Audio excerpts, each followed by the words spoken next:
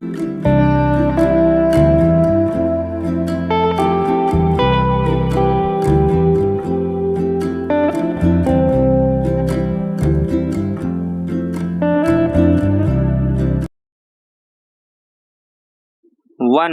2, 3 start.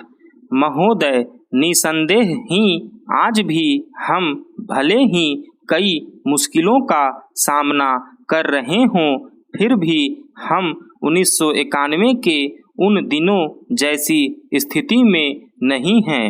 एक राष्ट्र के रूप में हमने काफ़ी भरपाई कर ली है और हम आगे बढ़ने के लिए तैयार हैं। श्री राव के नेतृत्व के बिना यह संभव नहीं था। अब यह अटकल लगाना व्यर्थ और मूर्खतापूर्ण भी है कि कोई और नेता होता तो क्या कुछ ज़्यादा और बेहतर किया जा सकता था या नहीं। तथ्य यह है कि वही नेता थे जिनके कारण हम एक ऐसी स्थिति तक पहुंच गए हैं जो देश और उसकी तरक्की के लिए निरापद है। हम जिस अवधि से गुजरे हैं वह बहुत मुश्किल और हलचलपूर्ण थी। सोवियत संघ के पतन और विघटन से हमारी जो कुछ भी अंतर्राष्ट्रीय स्थिति थी उसका आधार ही खत्म हो गया। ऐसा लगता है कि हमारे देश में कुछ लोग इस घटना का पूरा मतलब नहीं समझ पाए हैं। बेशक यह कम्युनिस्टों और आधुनिक समाजवाद के अन्य समर्थकों के लिए बेहद चिंता का विषय था।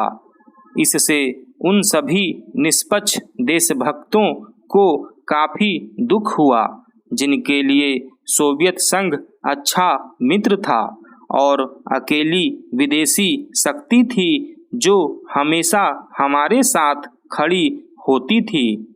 उससे हमें काफ़ी नैतिक और भौतिक समर्थन भी मिला था। हमारे देश में सोवियत संघ के तमाम मित्रों में भी सभी लोग यह नहीं समझ पा रहे हैं कि आर्थिक, वैज्ञानिक और प्रौद्योगिकी के हिसाब से इसका क्या मतलब था और है। जब हमें सख्त ज़रूरत थी तो कोई ऐसा नहीं था जिसकी ओर हम देखते। घबराने और अपने देश को दिवालिया राष्ट्र घोषित करने के बजाय प्रधानमंत्री ने मुश्किलों का डटकर मुकाबला किया, हमें इस संकट से निकालने की व्यवस्था की और साहस के साथ देश को एक नए आर्थिक रास्ते पर अग्रसर किया। कांग्रेस ने अपने चुनाव घोषणा पत्र में इसकी मोटी रूपरेखा न बना ली होती तो बेशक यह संभव न हो पाता। इस घोषणा पत्र के मुख्य निर्माता स्वयं राजीव गांधी थे और इसे तैयार करने में श्री राव उनके मुख्य सहायक थे। देश को संकट से उबारने और नए आर्थिक रास्ते पर ले जाने में बेशक मनमोहन सिंह की देशभक्ति, विद्वता और ख्याति महत्वपूर्ण कारण थे। नई आर्थिक नीति जनता के हित में नहीं है। इस काल्पनिक तथ्य को लेकर काफ़ी हंगामा मचाया जा रहा है। इसके उलट अगर उसे अपेक्षित ढंग से लागू नहीं किया जा रहा है तो इसकी वजह यह है कि जनता के नाम पर हर तरह की आंशिक और कारपोरेट मांगे पूरी की जा रही है। प्रधानमंत्री ने दो महत्वपूर्ण तरीकों से नई आर्थिक नीतियां बनाने में अपना योगदान दिया है। सबसे पहले तो उन्होंने नई नीति लागू करने के लिए मध्यम मार्ग अपनाने पर जोर दिया है। नए आर्थिक कार्यक्रम को लागू करने में उन्होंने जो दूसरा महत्वपूर्ण योगदान दिया है वह है इसके पक्ष में राष्ट्रीय सहमति बनाना।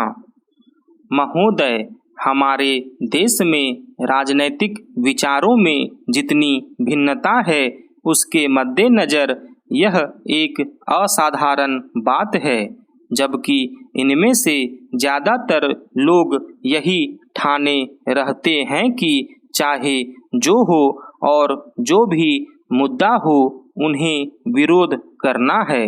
चुनावों में झटकों और यदाकदा टेढ़े मेढ़े रास्तों के बावजूद प्रधानमंत्री के नेतृत्व में जो नई आर्थिक नीति बनाई गई है उसे राष्ट्रीय स्तर पर स्वीकार कर लिया गया है। माकपा से लेकर जनता दल और भाजपा तक आर्थिक क्षेत्र में मूलभूत सुधार के अलावा पंजाब में नाटकीय बदलाव आया है। बंदूक की लड़ाई की जगह अब पूरी तरह बैलेट की लड़ाई ने ले ली है। उस प्रदेश की जनता के लिए यह दूसरी आज़ादी से कुछ कम नहीं है। असम और उत्तर पूर्व के कई हिस्सों में भी ऐसे बदलाव आए हैं, हालांकि वे पंजाब जैसे नहीं हैं। ऐसा समझना कि आतंकवाद का खतरा टल गया है बेशक गलत होगा, पर जो सफलताएं हमने पाई है उन्हें स्वीकार न करना कम गलत नहीं होगा। पंचायत और स्थानीय निकायों के चुनाव कराने को भी साधारण काम नहीं समझा जाना चाहिए।